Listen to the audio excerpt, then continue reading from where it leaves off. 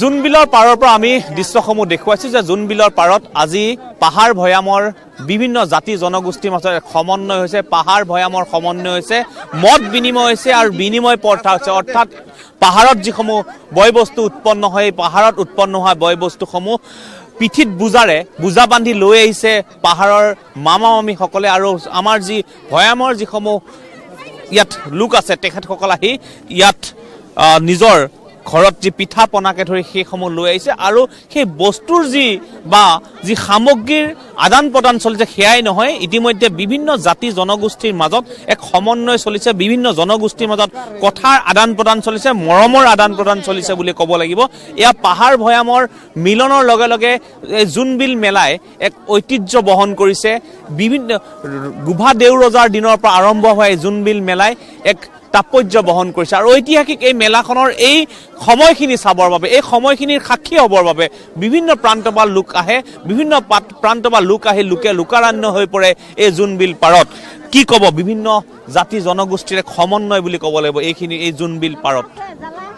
সঁচাকে সমন্বয়ৰ যাত্ৰা। এই সমন্বয় যাত্ৰাক আপোনালোকে এই ৰাতিপুৱাই আহি পেলাই বাতৰি পৰিৱেশন কৰিছে, সেয়াও এক আপোনালোকে চাগে গমেই পাইছে যে আমি কেনেকৈ মধ্য অসমত আমি এই ব্যৱস্থাপনাক ধৰি ৰাখিছোঁ। গতিকে মুখ্যতঃ তিৱা জনগোষ্ঠী যি ভূমিপুত্ৰ, অসমৰ এক অনন্য ভূমিপুত্ৰ, সেই ভূমিপুত্ৰ তিৱা জনগোষ্ঠীৰ খাতাম পুৰুষীয়া 600-700 বছৰীয়া যিটো হাট ব্যৱস্থা, সেই এই বজাৰৰ এই জোনবিল মেলা লাহে লাহে আহি পেলাই প্ৰসাৰতা পাইছে। গতিকে আমি সমন্বয়ৰ যাত্ৰা বুলি কৈছোঁ আৰু সমন্বয়ৰ যাত্ৰাত চাওক মনৰ ভাৱৰ আদান প্ৰদান হৈছে, ভাষাৰ আদান প্ৰদান হৈছে, বিভিন্ন ধৰণে আৰু বয় বস্তুৰ আদান প্ৰদান হৈছে। বিশেষকৈ পাহাৰৰ পৰা মামা মামীসকল আহিছে, গাৰো হিলছে হওক, মেঘালয়ে হওক, কাৰ্বি আলঙে হওক, কাৰ্বিয়ে হওক, তিৱাই হওক, সকলো আহিছে তেওঁলোকৰ বয় বস্তুবিলাক ইয়াত আনি পেলাই আমাৰ থলুৱা খাদ্য সম্ভাৰখিনিৰ লগত বিনিময় কৰিছে। আৰু এই বিনিময় কিন্তু বিৰল, আৰু এই বিৰল বিনিময় কিন্তু ইয়াত সঁচাকৈ ক'ব গ'লে গোটেই বিশ্বায়নৰ যি টকাৰ যুঁজ, আৰু এই টকাৰ যুঁজটোত আজি আমি ৰাজ্যই হওক বা ৰাষ্ট্ৰই হওক বা গোটেই হেৰিখিনিয়ে হওক, কিন্তু আমি টকাৰ যুঁজত কিন্তু আমি আজি ইয়াত এদিন হ'লেও, অসমত এদিন হ'লেও, মধ্য অসমত এদিন হ'লেও কিন্তু টকাক আমি একাষৰীয়া কৰি থৈ দিছোঁ।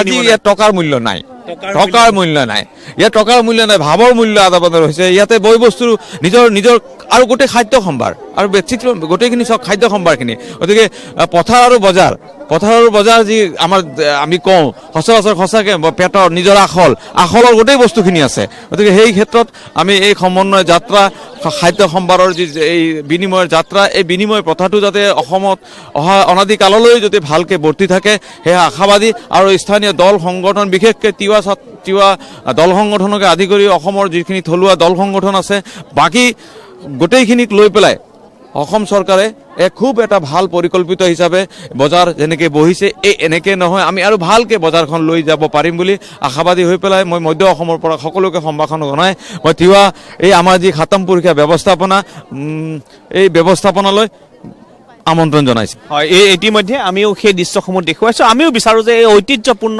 এই যিখন মেলা বিশ্ব দৰবাৰত প্ৰতিষ্ঠা হওক, আৰু এনেধৰণৰ এই সময় বিৰল বুলি কোৱা হৈছে যে কোনো কাৰণত ক'তো এনেধৰণৰ এই ক্ষণটো দেখিবলৈ পোৱা হোৱা নাই। পৃথিৱীৰ বিৰল এক দৃশ্য। বাইদেউ ক'ৰ পৰা আহিছে? আমি শান্তিপুৰৰ পৰা আহিছোঁ। কেনেকুৱা আজি কি লৈ আহিছে? আজি মাছ লৈ আহিছোঁ, খলা শেষ হৈছে আৰু এইখিনি সময়ৰ কাৰণে ৰৈ থাকে নে? কিমান বছৰ হ'ল ইয়াত আহি থকা? আজি ফাৰ্ষ্ট আহি পাইছোঁ মই। হয়, আপুনি যি বস্তু আনিছে আমি যদি পইচা দিও দিব নে নিদিয়া? নাই, এইটো নহ'ব, নাই আজি নহ'ব। এইটো আজি যি কি ঐতিহ্যৰ পৰা চলি আহিছে, জোনবিল মেলা হিচাপে সাল সলনি এইখিনি এই সময়তে কৰা হয়। আজি পইচা যদি দিও দিব? নাই, নহ'ব। আজি আমি দিম মাছ, তেওঁলোকে দিব হালধি, আদা, সেইবিলাক দিব। ভাল লাগে নাই সময়খিনি? ভাল লাগে, বহুত ভাল লাগে।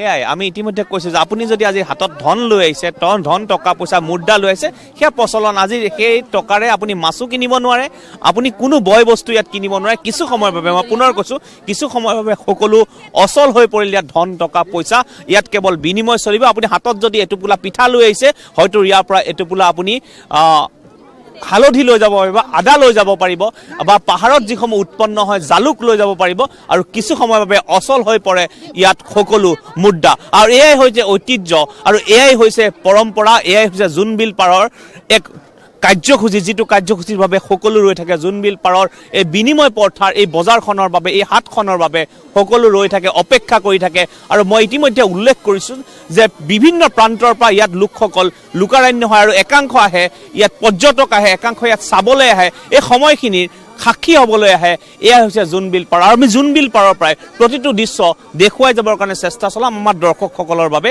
আৰু দৰ্শকসকলেও চাব পাৰিব যে কেনেধৰণে এই ব্যৱস্থাপনা হয় কেনেধৰণে এই জোনবিল পাৰৰ আজি বিনিময় প্ৰথা হাটখন আৰম্ভ হয় এই জোনবিল মেলা বিনিময় প্ৰথাটো লাহে লাহে বাঢ়ি গৈছে এই প্ৰাচীনতম ঐতিহাসিক জোনবিল মেলাটো গোভা দেৰজাই 1200 শতিকাৰ আগতেই আৰম্ভ কৰিছিল আহি আহি এই পৰ্যায় পাইছে তেতিয়া এই মাটিবিলাক গোভা দেৰজা নামত আছিল কালক্ৰমত লাহে লাহে এই মাটিবিলাক বেদখল কৰিলে এতিয়া গোভা দেৰজা মাটিটো নাইকিয়া হৈছে আৰু সেইকাৰণে আমি মাননীয় অসম চৰকাৰ যিমানবোৰ চৰকাৰ আহিলা গ'ল আমি আবেদন কৰিছোঁ নিবেদন কৰিছিলোঁ যে জোনবিল মেলাখন বিশ্বই বিনিময় প্ৰথাটো জোনবিল মেলাই যিহেতু জীয়াই ৰাখিছে গতিকে ইয়াক জীয়াই ৰাখিবৰ কাৰণে যাতে মাটিবিলাক বেদখল নহয় মাটিবিলাক যাতে ইয়াৰ পৰা কোনোবাই বেদখল কৰিব নোৱাৰে তাৰ কাৰণে ব্যৱস্থা গ্ৰহণ কৰিব লাগে মাননীয় জনপ্ৰিয় মুখ্যমন্ত্ৰী ডক্টৰ হিমন্ত বিশ্ব শৰ্মা ডাঙৰীয়াই যোৱাৰ বছৰ 5 কোটি টকা লাহে লাহে মাটি কিনিলে আৰু এইবাৰ আহি ৰাজভত্ৰা প্ৰদান কৰিলে আৰু লগতে এটা অপেন সাংস্কৃতিক মঞ্চৰ 5 কোটি টকা ঘোষণা কৰিছে এনেকৈ লাহে লাহে লাহে লাহে লাহে লাহে আগবাঢ়ি গৈছে মই যেতিয়া তিয় চাহ সাংস্কৃতিক পৰিষদৰ মুখ্য কাৰ্যবাহী সদস্য আছিলোঁ তেতিয়া প্ৰথম মই কাউন্সিলৰ পৰা ৰাজভাত্ৰাটো মই ঘোষণা কৰিছিলোঁ যে ৰাজভাত্ৰাটো তেতিয়া মই 30,000কৈ দিয়া ব্যৱস্থা গ্ৰহণ কৰিছিলোঁ তাৰপিছত যেতিয়া অসম চৰকাৰক মই আবেদন কৰিলোঁ যে আমাৰ ৰজাসকলৰ ভাত্ৰাটো বঢ়াব লাগে লাহে লাহে লাহে লাহে প্ৰতিখন চৰকাৰে বঢ়াই গৈ আছে আৰু মাননীয় জনপ্ৰিয় মুখ্যমন্ত্ৰী হিমন্ত বিশ্ব শৰ্মা ডাঙৰীয়াই এইবাৰ ভাত্ৰাটো বঢ়াইছে গতিকে আমি এইটো ভাল পদক্ষেপ গতিকে এই প্ৰাচীনতম ঐতিহাসিক জোনবিল মেলাটো ধৰি ৰাখিবৰ কাৰণে অসমৰ জাতি বৰ্ণ নিৰ্বিশেষে সকলোৰে দায়িত্ব কাৰণ বিশ্ব এটা বিৰল এই বিনিময় প্ৰথা আমাৰ পাহাৰৰ মামা মামীসকলে তাত কেঁচা সামগ্ৰী উৎপাদন হোৱা লাৰু কচু বেঙেনা যিমানবোৰ আছে আৰু এটা বস্তু আনে তেওঁলোকে ঔষধজাতীয় বস্তু আনে নীলিকট এই নীলিকটটোৱে ৰাতি গৰাই থৈ ৰাতিপুৱা খালে পেলু মৰাই নহয় আৰু যিমান ভিতৰত বেয়া বস্তু থাকে নাইকিয়া হৈ যায় গতিকে পাহাৰৰ ঔষধি বস্তু আনে মামা মামীসকলে আৰু আনি আমাৰ যিটো পিঠা সান্দহগুৰি জলপান লগত বিনিময় কৰে আজি সেই বিনিময় ময়ো কৈছোঁ মই ঘৰলৈ যাবৰ কাৰণে হালধি